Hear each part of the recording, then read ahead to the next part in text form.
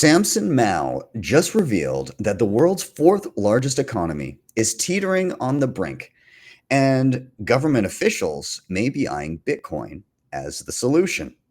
Various sources place Japan's debt to GDP somewhere between 230 to 250%.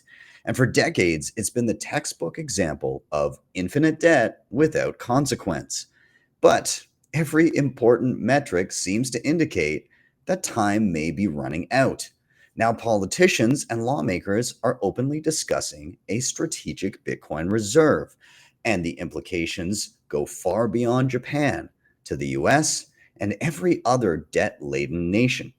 Today, we'll look into the data spelling disaster for the region, the recent major move from Trump administration that mirrors Japan's policies, and how Bitcoin could fix, well, some of it, maybe not all. Let me break this down for my fellow Bitcoiners. In just 8 weeks, I've seen a serious shift. More strength, more energy, and fast muscle gains. The reason?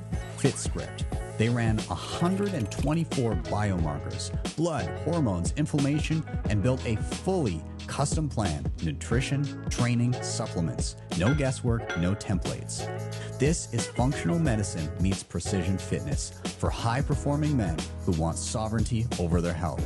If you care about optimization the way you care about your money, test, don't guess. Don't trust, verify. Hit the link in the description or scan the QR code on the screen to check out FITSCRIPT and see what's possible.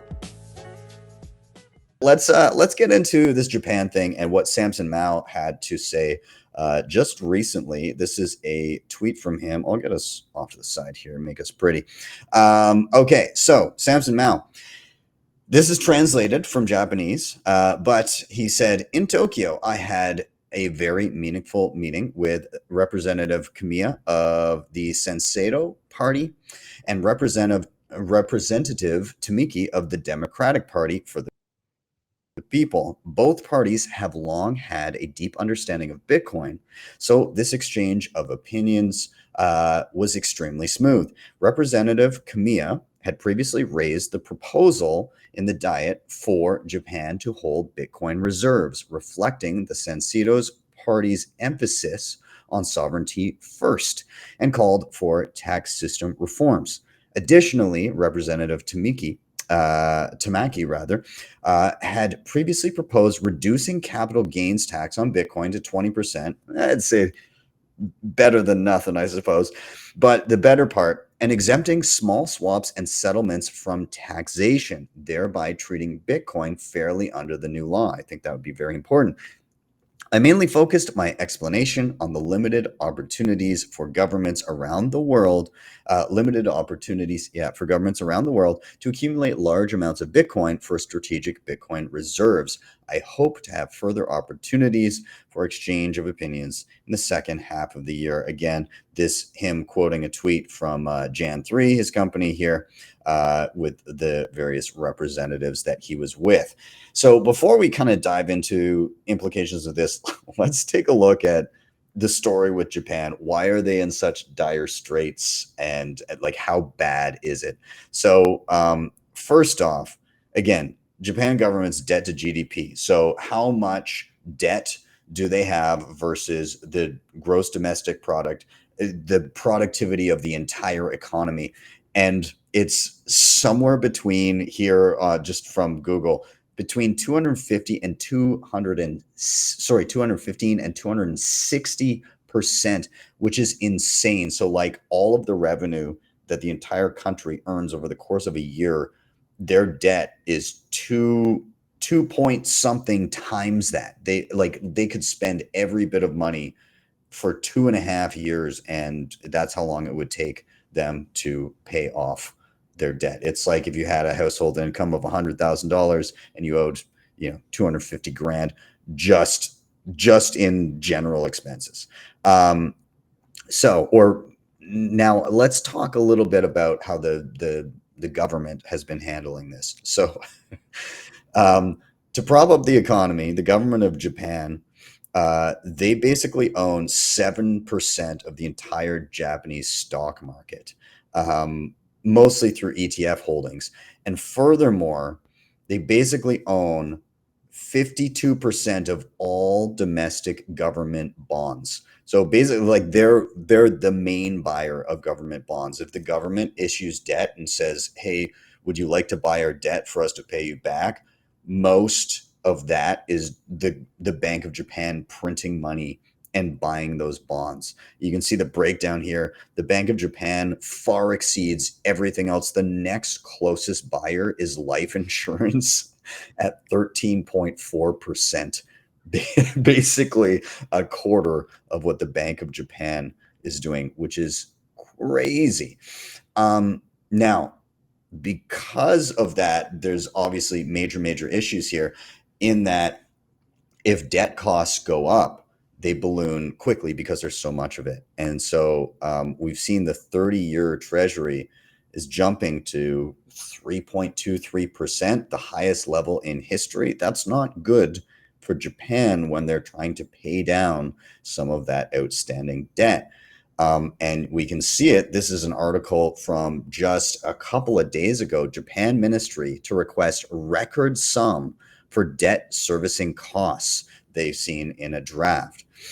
Furthermore, because there's monetization of the debt, they have to do that by creating new currency units. And so the Japanese yen has not been having a good time. You can see here over the past 5 years, the yen was around 100 per $1, and now it's sitting up at 146, 147. So basically, like half the value of the currency. It's become dropped by 50% or so. Now we were kind of looking in before this show, like in how many different ways could this go wrong? And it's basically like you're damned if you do and you're damned if you don't. And so like what would make the debt unpayable? So sustained inflation. If inflation stays above 2 to 3%, while the Bank of Japan keeps yields capped, the yen can collapse and it would destroy purchasing power and it would trigger capital flight. You could have a loss of market confidence if the domestic buyers like banks and pensions refuse to keep on grabbing those bonds. The Bank of Japan is forced to monetize everything, basically buy all of the debt and create money to do so. Rising rates also wouldn't be good, because if they want to raise rates to stop the yen from collapsing, even to 3 to 4%, it would make interest costs exceed tax revenue. So this is the craziest stat. At three point something, I know, Nathan, you did like back of the napkin math, but at around 3%, 3.5%, the debt service on their 1.2 quadrillion yen or 8 trillion US dollars debt would exceed 30 trillion yen per year. And that is roughly the entire current tax revenue base. So like we're talking slow single digit average interest, and they would be screwed. All of their taxes would go directly to servicing the debt. And then, of course, any sort of external shock, energy crises, geopolitical events, global bond sell-offs. Luckily, there's no inklings of any sort of crises or geopolitical events going on anytime soon. So I'm sure they'll be fine in Totally that fine. department. Yeah, totally fine. So how are they dealing? What are some possible ways that they could deal with this? I mean, there's not much, but I think one of the Hail Marys that they're looking at here from Zero Hedge, they're launching the first yen-based stablecoin. Now, we were talking before this, Nathan. What did you say about a yen-based My first and stablecoin? only question was, who the hell is going to buy yen-based stablecoin? Who is this for? I have no idea. Any participants who are doing the yen carry trade probably have enough banking infrastructure and the necessary connections to get that money out. Like, really, who is going to be the buyer of the yen stablecoin unless it's maybe forced on the population? On that same note, I was checking out the previous graph and it showed like 6% of the bonds are being bought up by foreigners. Who are the foreigners buying Japanese bonds? Why are you doing that? Please explain this to me. I'm sure there's a valid reason, and my lack of economic knowledge is completely showing here, but they just completely caught me off guard that even 6% were getting in there. Yeah, it's wild, and so I want to kind of take this story and begin to eke it out to other economies. So this is a report done by Hirschman Capital, and there's this staggering stat that since the year 1800, 51 out of 52 governments with a debt to GDP exceeding 130% have defaulted. The lone exception is Japan, whose situation we've just described. So basically, by them buying bonds through their central bank to a point of them like being the majority buyer compared to everyone else doesn't even stack up to what they're buying. They've been able to kind of skirt it along, but they're kind of reaching the end of their rope. Like again, between 3 and 4% interest rates, and they're hooped, and their whole tax revenue is gone. It's not looking good. So 130% debt to GDP, 51, basically 98% of those governments have defaulted. And so where does the US sit with this stat? The US, as of the end of last year, is sitting at 124.3% debt to GDP, which is wild. And there's more nations that are in that realm. So that doesn't tell a very good story. And so, we see Japan dealing with this by basically buying up sovereign debt, buying up their stock market, basically starting to own the companies themselves. And what did Trump do just the other day? Well, he owns 10%, or I guess the US government now owns 10% of Intel. And again, he says that he wants to do more deals like the one he just did with Intel, where again, they took a 10% stake in the chip maker. And there's, lots of rumblings. He's probably not going to stop there. But again, the US government starting to own individual stocks is pretty wild. And so there's kind of two things that I consider in this. Like, one is like they're doing a lot to kind of to begin propping things up. Some of the cracks are showing, not as heavily in the US as in a place like Japan, but there's still indicators there.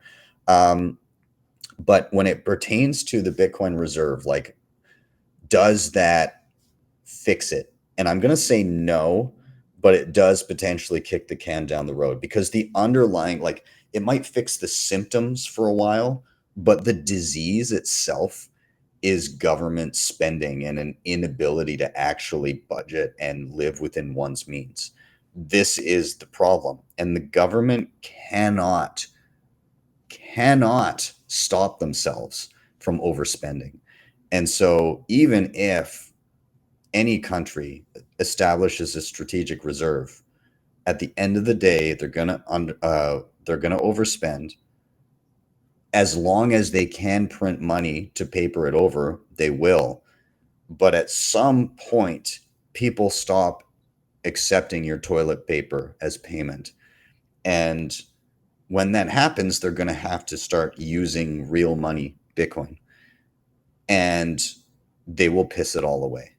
I very much believe that. So, but what does that kind of strategy look like moving forward? Could it, in the end, let's say in Japan, result in a 6102 of their version of MicroStrategy, their meta planet?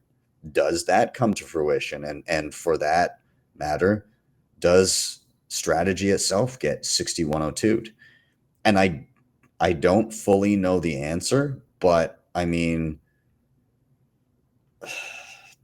the beginnings are there of acquiring. And you made a good point earlier as well about potential tactics in this realm. Like, I want to get your general thoughts Man, here.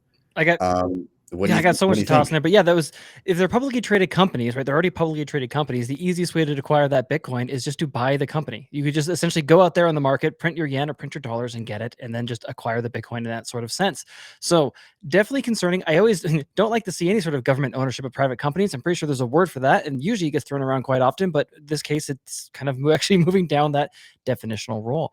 There are a few things that stood out to me. One was that the 3% interest rate that would basically like collapse Japan. We have a major issue where then debt servicing has exceeded tax revenue.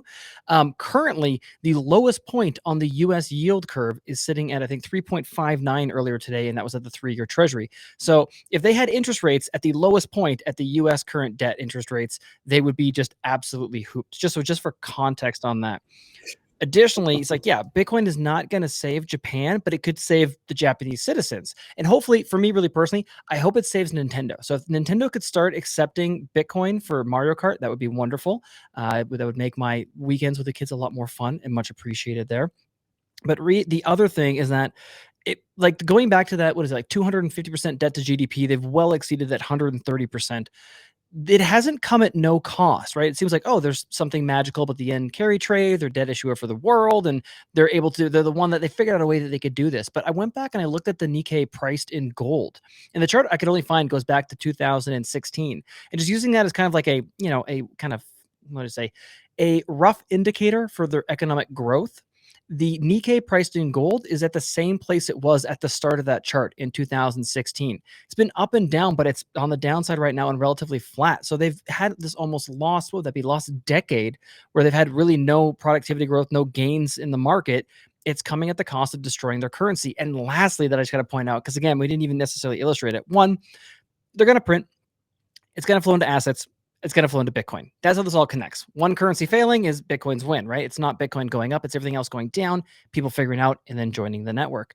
But looking at the yen, you are pricing the yen in the US dollar. So the yen sucks in the US dollar, but the US dollar itself also sucks. So it's even worse than that illustrates, because it already has the US inflation baked in as well. It's even worse. It's worse than it looks. Hey, you. Yes, you watching the Bitcoin price movements and the latest exciting news. It's awesome to stay informed, but the real power of Bitcoin comes from taking control. Don't just watch, take action. Head over to btcsessions.ca/learn for free step-by-step tutorials that guide you through every major skill you need to know, plus full video playlists for deeper dives on any topic you like. And if you're ready for the ultimate fast track, scroll to the bottom and check out bitcoinmentor.io for premium one-on-one experience with my team of Bitcoin experts to ensure you get it right the first time. Don't wait. Secure your Bitcoin future today. Hit the link in the show notes or scan the QR code on the screen.